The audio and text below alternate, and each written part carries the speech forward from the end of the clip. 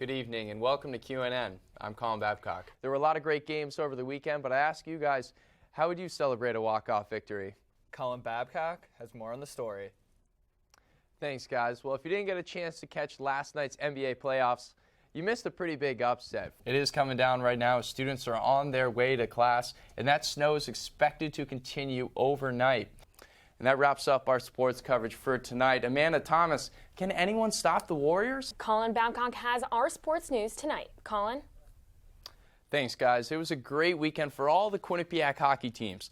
On Sunday, Alpha Chi Omega hosted their annual Walk Mile in Her Shoes event, and the MVP was added again over the weekend. Steph Curry led the Golden State Warriors into Oklahoma City, where the Thunder were looking to pull off the upset. Well, thank you for joining us tonight on QNN News. We'll be back next week with more news from around Quinnipiac and the local community. Have a good night.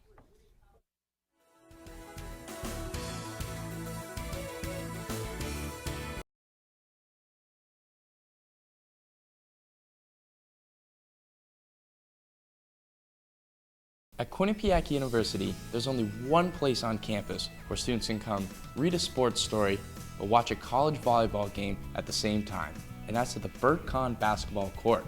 It's famous for its scenic walkthrough with all the Hall of Fame awards and photos on the walls, but it's also famous for its #1 true fan, John Payne, and his famous hats.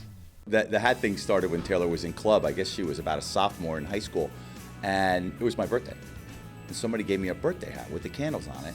I started wearing it, and at that moment, it was like an exercise in human nature, because some people talk to you, some people are afraid of you, they don't really know what to do. I mean, one thing led to another, and now I probably, for home games, bring about 200 hats with me. It's just good fun. That's really all it is. I've seen crazy people, but not in a positive way. So, no, I mean, John, he's amazing. What he brings to the gym and to the team. So my wife said, "What are you going to do with all these hats?" And I said, "Well, they're my hats." At that time, I had about 300 baseball hats. She said, "Do you wear them?" I said, "No, but they're my hats." So I had to negotiate to try to keep some of them. One of the parents, it started out as a dare, and they were like, "I bet you won't wear it all day." And he was like, "Come on," like, "Of course I will." So it started out with one, and it's just multiplied, and I love it. I mean, I don't really have control over him at all anymore, as far as it's become its own entity, so. Whether a game's at the Burt Kahn court or on the road, John Payne attends every Quinnipiac University volleyball game. While enthusiastically cheering for the Bobcats, John stands by the doors so he can welcome every fan. And when a fan of an opposing team disrupts one of John's chants, he has no problem going up to tell them what he does and why he does it. I walked up to him and I said, "Listen, my daughter played here for 4 years. 120 matches, I went to 119. We only won 16 times. And I never quit cheering." And I looked at his daughter. I said, because I'd never quit on a kid. I'd never quit on any kid. Yeah, he's quite, he's dedicated to the program. Everybody appreciates it, and the girls love it.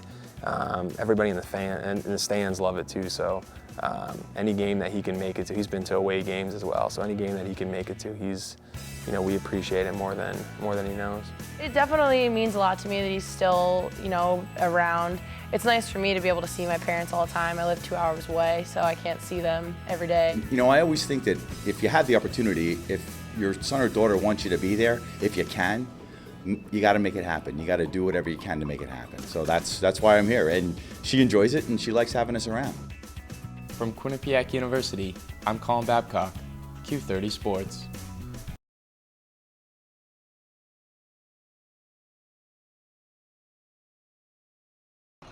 The Quinnipiac-Camden relationship has hit another bump in the road.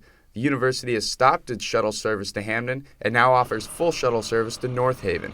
But the switch in the towns doesn't seem to be a big issue to the student body president, Johnny Atkin.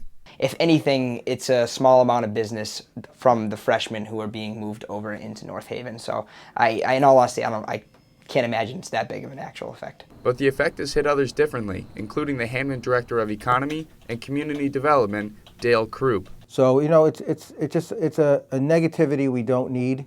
I think the businesses are hurt because I don't see why you would stop running the shuttle. While Krupp is unhappy with the changes, Vice President of the student body Carly Veeding just tries to focus on the needs of the students. I mean, I definitely think that there are similar services in North Haven near where the new shuttle stop is as in Hamden. I mean, like, we traded off like Walmart for Target, so the students are getting the same need. So if the students are getting the same needs, then why the change? Well, Hamden Mayor Kurt Lang didn't quite hold his feelings back when talking about the issue. According to Hamden Patch, Lang called it just another petty gesture. All the university is doing is inconveniencing the students, wasting a lot of gas, and attempting to hurt the Hamden business community. They are about as far from being a good neighbor as they could be, and frankly, it's shameful. From the meetings I've sat in on, I actually don't think it's a petty gesture. I think it's actually more of a proactive way to create more of a relationship with the working community in North Haven, and that's because we have a whole campus there. Whether it's a proactive approach or a petty gesture, relations between both sides are not improving. So right now it's a political kind of football, and hopefully things will calm down. Hopefully the university could just restore some of the bus service to the shuttle service to the stores. In Hamden, I'm Colin Babcock, QNN.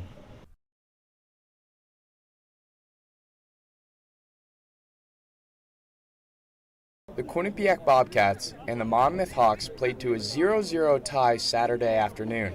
There was a total of 20 shots on goal, but none of them went in.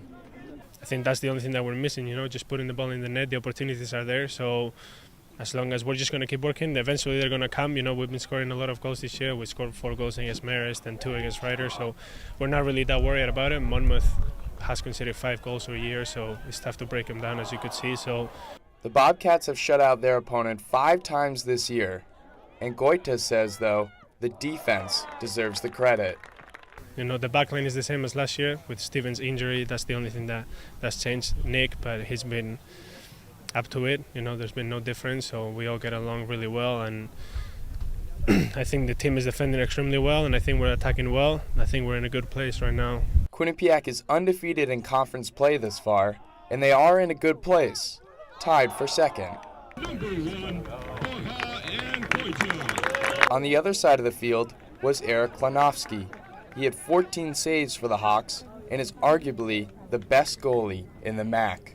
Eric and me played together this summer, so he's a good friend of mine. So, no, look, for me, it's all about the team, and, if he's the better goalkeeper and we win the championship, I don't have a problem with that. As long as the team is at the top, it doesn't matter whether I'm the best or the worst.